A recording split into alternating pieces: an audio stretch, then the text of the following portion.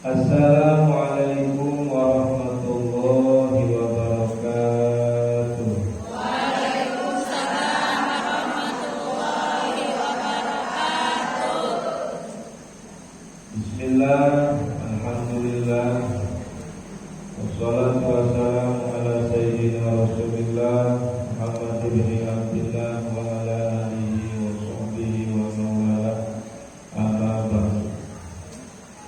Hadratan mukarramah para ibu-ibu jamaah Majelis Taklim Al-Muhajirin, wabil khusus pada Ketua DKM Pak Ustaz Rizal, KM baru tapi wajah lama.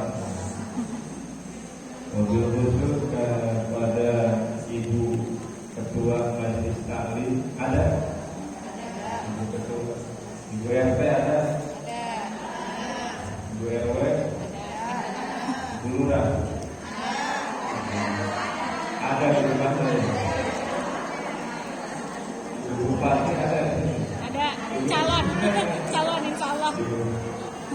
Pada para tetangga, para sepuh dan semuanya, mudah-mudahan dengan pengajian kita hari ini dosa kita diampuni oleh Allah Subhanahu wa Ta'ala, diberikan kesehatan untuk ibadah, diberikan rezeki yang melimpah untuk ibadah, dikasih duit yang banyak,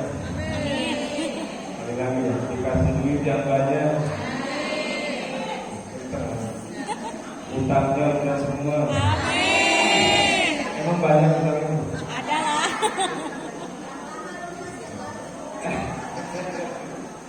Yang penting kita mendapat ridho Allah ketika meninggal dalam keadaan husnul khotimah. Amin ya rabbal alamin. Masih kenal sama saya, Bu? Masih. Masa perkenalan lagi? Gak ada yang kenal ya? Gak ada yang bisa nomornya? Jangan. Para ibu-ibu jamaah hadirin, alhamdulillah, puji syukur kehadirat Allah Subhanahu wa Ta'ala, pada pagi ini kita bisa bertemu dalam acara pengajian. Orang bertemu dalam acara pengajian. Kita sering bertemu dengan orang, bertemu dengan keluarga, bertemu dengan teman, tapi bukan dalam acara pengajian.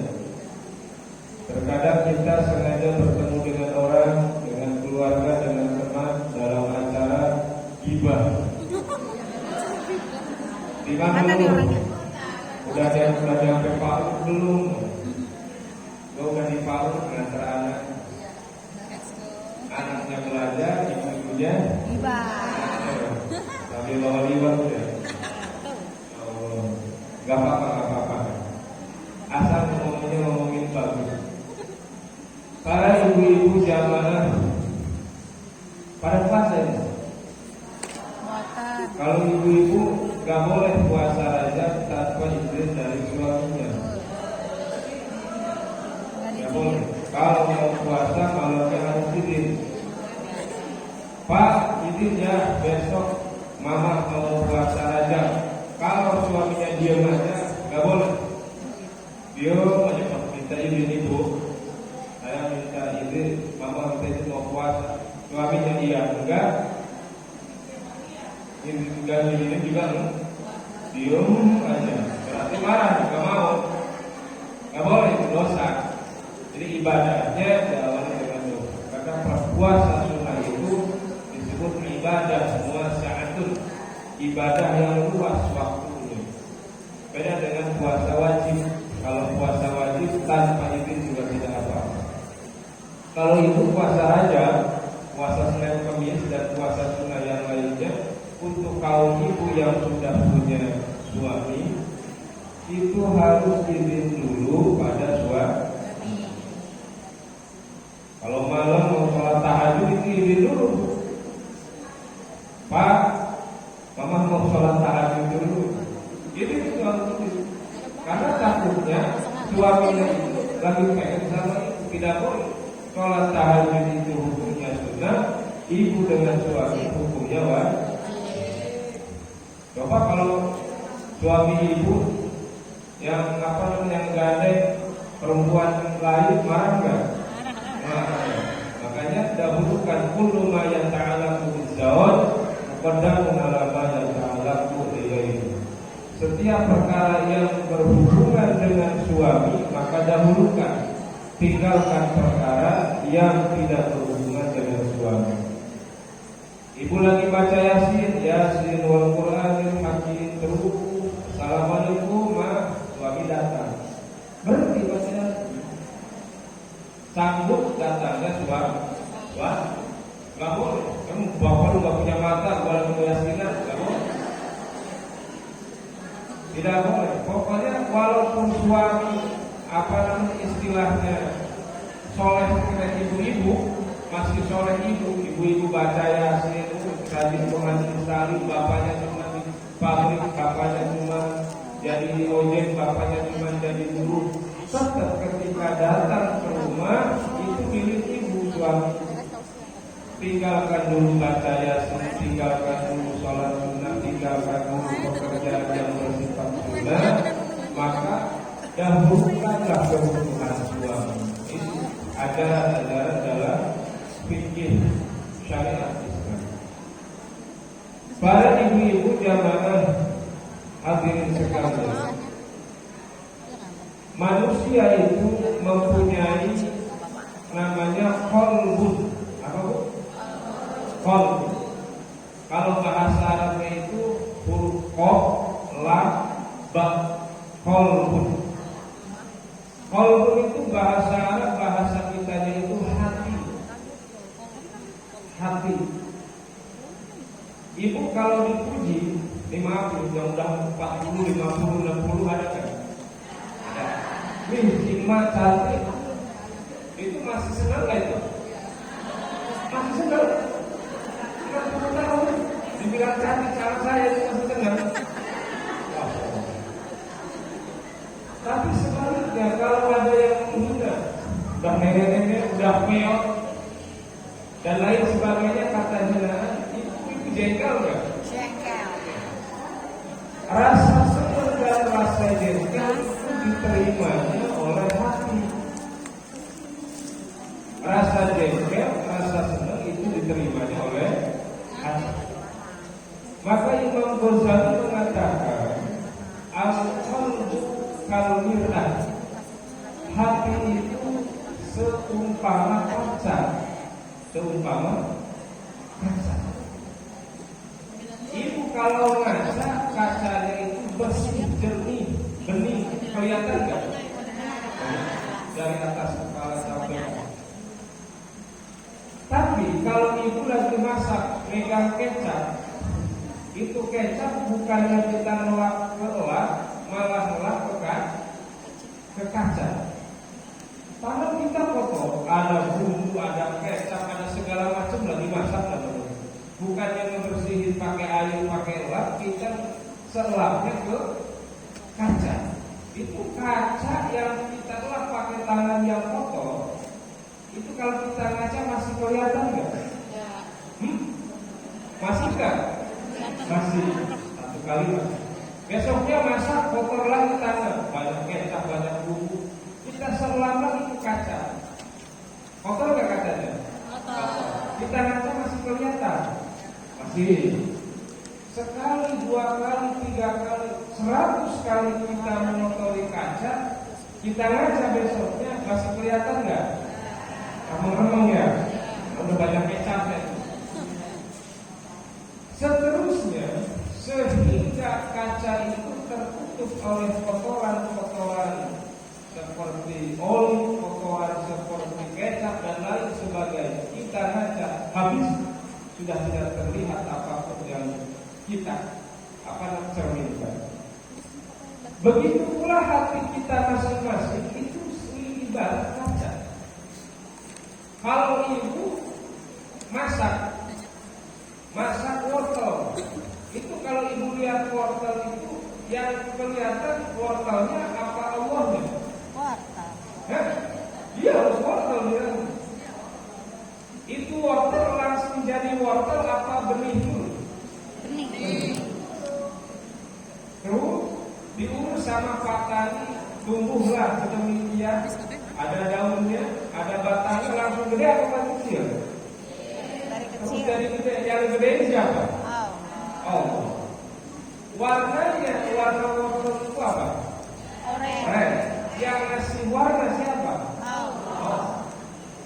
Semuanya atas kudrat irodat Allah. Ketika ibu melihat wortel, yang kelihatan apa nih? Allahnya atau wortelnya? Wortelnya. Masih hitam tau? Ibu makan pisang. Lihat pisang. Itu pisang langsung manis nggak? Langsung manis nggak sudah? Enggak. Harus nanam pisang. Namanya anak pisang. Kalau kata orang Jawa anak cau. Nah itu si pisang ditanam dari kecil sampai gede. Habis gede ada jantung pisang. Warnanya apa? Keluar 3 buah. Kecil hijau. Buahnya kecil hijau, besar. Kalau masih makan pisang yang kulitnya hijau, manis apa sepat? Sepat.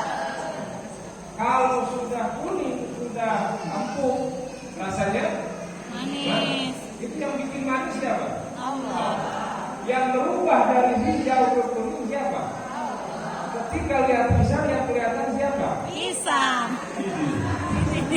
Berarti benar-benar ketutup gitu hati. Paham itu? Dosa yang kita lakukan, jangan jauh-jauh lah. Dosa yang sering kita lakukan, dosa ghibah, ngomongin orang. Ghibah, hasud dan semakna dengan itu. Ketika kita pendam dalam hati, akan menghijab, akan menghalangi kita terhadap Allah. Ibu kalau jengkel sama tetangga langsung diomongin apa lunak-lunak dulu. Munek-munek dulu. Nah, lunak-lunak dalam hati jika terus dipelihara itu akan menutup ibu terhadap Gusti Allah. Kalau diucapkan itu akan diancam dosa.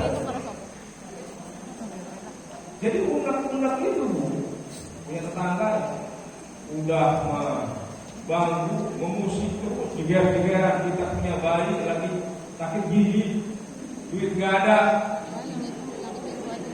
beras cuma tinggal bentuknya dan lain sebagainya.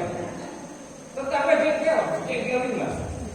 Udah nggak karu-karuan, dia sukses terus, bangun rumah terus, beli motor terus dan lain sebagainya. Ada sifat hasud. Kapan tetangga mati? Kapan tetangga ke rumah sakit dan lain sebagainya.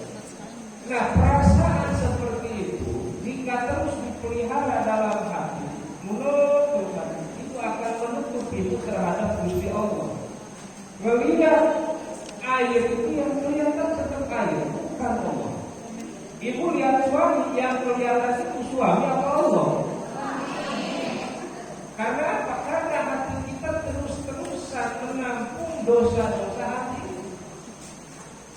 Suami yang ngasih nyawa itu siapa? Yang ngurus suami siapa? Oh. Yang ngasih penglihatan suami? Oh. Yang ngasih pendengaran suami? Ketika kita melihat suami masih terlihat suami, maka itu gampang untuk marah terhadap suami, karena yang dilihat itu bukan Allah tapi kalau pandangan kita dibalik atau mindset kita dirubah, bukan seperti itu. Kita bisa melihat dengan mata ini, mendengar dengan telinga, berbicara dengan mulut ini dan sebagainya, bisa berjalan dari rumah ke majelis taklim, itu semua bil qudratihi wa iradatihi, dengan kudrat dan iradatnya Gusti Allah. Maka ketika orang sudah tidak mementingkan urusan duniawinya, semua yang terlihat adalah Gusti Allah. Kalau ibu bisa mau sholat maghrib, sudah pada pengamen kan? Ya orang kita itu acak-acakan, tatoan, kurang. Mau sholat ibu sudah pakai mukena, mau tutup pintu. Ada pengamen 3 orang, ceweknya 1, lakinya 2, bawa angklung misalnya, 5 karu-karuan. Itu ibu ngelihat orang kayak gitu waktu sholat maghrib, bukannya sholat maghrib, tapi malah nggak jengkel apa enggak? Kalau kita masih mempunyai rasa jengkel, mempunyai rasa marah terhadap seperti itu, berarti hati kita masih tertutupi oleh dosa-dosa sehingga kita tidak menyadari. Bisa nggak si pengamen itu jadi solehah kayak ibu sama Allah? Seorang gembel, seorang pengamen dijadikan orang yang soleh oleh Allah, bisa nggak? Bisa. Ibu yang solehah sekarang dijadikan gembel sama Allah, bisa nggak? Bisa. Maka ketika melihat orang-orang seperti itu, pandangannya harus seperti itu. Masya Allah, ini orang dijadikan seperti ini oleh Allah, untung bukan saya. Coba kalau saya menjadikan seperti itu, mungkin dia nggak kenal sama orang tuanya, nggak kenal sama ustaz, nggak kenal sama agama. Tapi saya alhamdulillah rumah dekat masjid, lingkungan dekat ustaz dan lain sebagainya. Harusnya seperti itu. Sehingga kullu syai'in waqi'atun bi qudratihi. Setiap yang terjadi itu atas kehendak Gusti Allah. Sehingga ini makhluknya Allah dibuat seperti ini, ya memang kehendak Gusti Allah.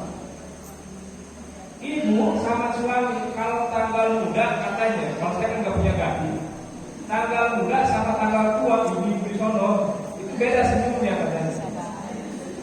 Kalau senyum tanggal muda kayak gimana? Gede ya, kayak kalau nggak ada kacanya itu ya, celana aja. Kalau tanggal tua senyumnya gimana? Wah, malah kayak colong bensin. Nah, sebetulnya hal-hal yang seperti itu harus dihindari. Karena apa? Semua itu terjadi karena kudrat dan iradatnya Gusti Allah. Nah, dosa-dosa seperti ini akan menghalangi ibu terhadap penglihatan hati kepada Gusti. Maka ketika dosa itu selalu kita tampung, semua yang kelihatan itu jelek. Ibu sukanya itu menampung dosa, nggak diucapin loh, itu belum diucapkan, itu hanya ditampung oleh hati. Maka yang akan terlihat semuanya jelek. Lihat Ustaz, Ustaz ngaji aja masih muda juga, pengen riak itu malah, pengen dipuji sama orang, pasti jelek. Lihat orang yang gak karu-karuan, preman, gembel, pasti jelek. Lihat polisi pasti jelek. Lihat RT pasti RT-nya jelek. Lihat RW, terus semua yang dilihat pasti jelek. Baik itu kami dan lain sebagainya.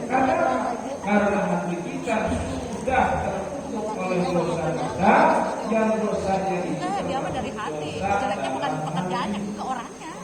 maka ibu sering sakit. Kalau ibu sakit mata, maka larinya ke dokter Mata. Kalau ibu sakit perut, larinya ke dokter. Minum. Tapi kalau kita mempunyai sakit hati, mempunyai penyakit dalam hati, maka larinya ke dokter. Coba ibu, dok, saya mau berobat. Apa ibu sakitnya? Bengkel terus saya sakit tangga. Dia nggak bakal kasih resep. Oke, makan bodrek enggak. Tapi larinya itu harus ke dokter hati. Bagaimana hati kita supaya bersih, bagaimana hati kita supaya tertata rapi, maka larilah terhadap ulama, maka larilah terhadap ulama, maka larilah terhadap kalam-kalamnya orang soleh. Insya Allah hati kita akan terasa lapang, hati kita akan terasa bersih. Ibu, kalau punya uang 1 juta cukup nggak untuk 1 minggu? Oh, cukup. Kalau 1 minggu. Cukup. Kalau 1 minggu. Hari minggunya ada kondangan 10. Alah, kurang. Kurang. Cukup nggak? Enggak. Nah, kecukupan dan tidak itu berarti sifatnya itu temporer, hanya terbatas. Saya punya cerita, ada seorang kepala keluarga, suami dan istri punya anak 3. Kalau di sini rumah yang paling kecil itu berapa? 2260. 21. Rumah, kamar mandi, dapur itu semua. Enggak ada. Ibu, suami, anak 6. Itu sempit apa luas? Sempit. Maka istrinya itu model-model, coba Pak, cari pekerjaan yang lebih layak, yang gajinya besar, supaya kita punya rumah yang agak luasan. Kata istrinya marah, ibu suka marah sama suaminya. Sekali istri ngegentak suami akan dibalas 100 tahun digentak sama malaikat. Sekali lagi ibu ngegentak suami, maka akan dibalas 100 tahun digentak oleh malaikat. Ini ngebentak suami itu luar biasa. Seorang istri suaranya harus lebih rendah dari suaranya suami. Mah, apa? Harusnya begitu. Ini bapaknya mah, mamanya apa? Akhirnya si istri ini terus-terusan marah. Suaminya cari solusi gimana supaya rumah makin luas. Dia tanya sama teman, dia tanya sama rekan-rekan. Coba kamu tanya pada Abu Nawas. Dia itu orang yang punya 1000 akal. Datanglah ke Abu Nawas. Ada apa Pak? Saya punya masalah keluarga. Istri saya pengen rumahnya gede, yang luas, yang enak, anak bisa main, gak main rumah tangga terus, gak main di masjid terus, bisa. Oh gak apa, punya uang berapa? Saya punya uang paling 1 juta, 2 juta. Kita beli kambing. Beli kambing katanya. Itu kambing gimana? Saya masukin ke rumah.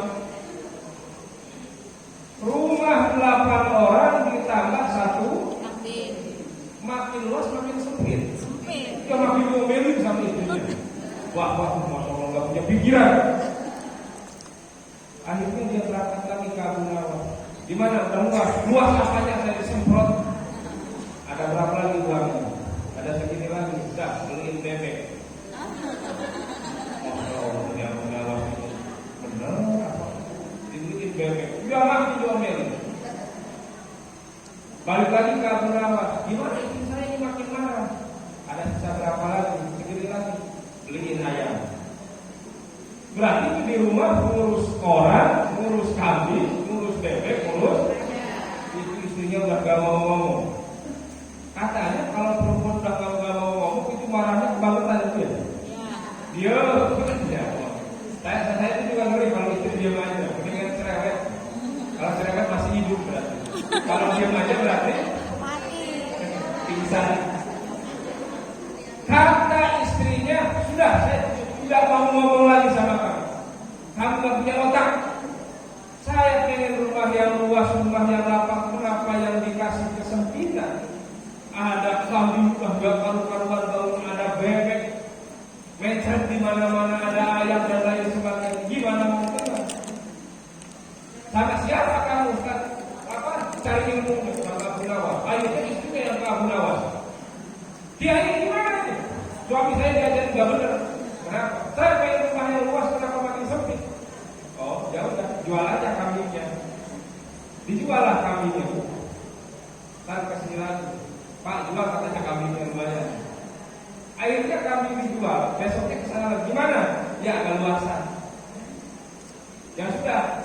jual aja semua, bebek sama ayam. Bebek sama ayamnya pun dijual. Besok pengelolaan gimana? Iya, lebih luas sekali. Itu rumahnya digedein nggak? Enggak. Direnovasi nggak? Tapi waktu pertama dia merasa sepi. Tapi setelah merasakan kesempitan yang lebih, ketika dihilangkan merasa luas. Jadi keluasan dan kesempitan itu bukan dari ukuran, tapi tergantung tampungan hati itu. Punya uang 10.000, punya uang 1 juta, punya uang seberapapun, kalau hatinya tidak merasa cukup, tidak bisa mengelola keuangan dengan baik, maka tidak akan terasa cukup. Maka dari sekarang mulailah kita belajar bersyukur atas apa yang kita rasakan dari nikmat Allah. Mulailah kita belajar sabar atas apa musibah yang menimpa kita, semuanya dari Gusti Allah. Mudah-mudahan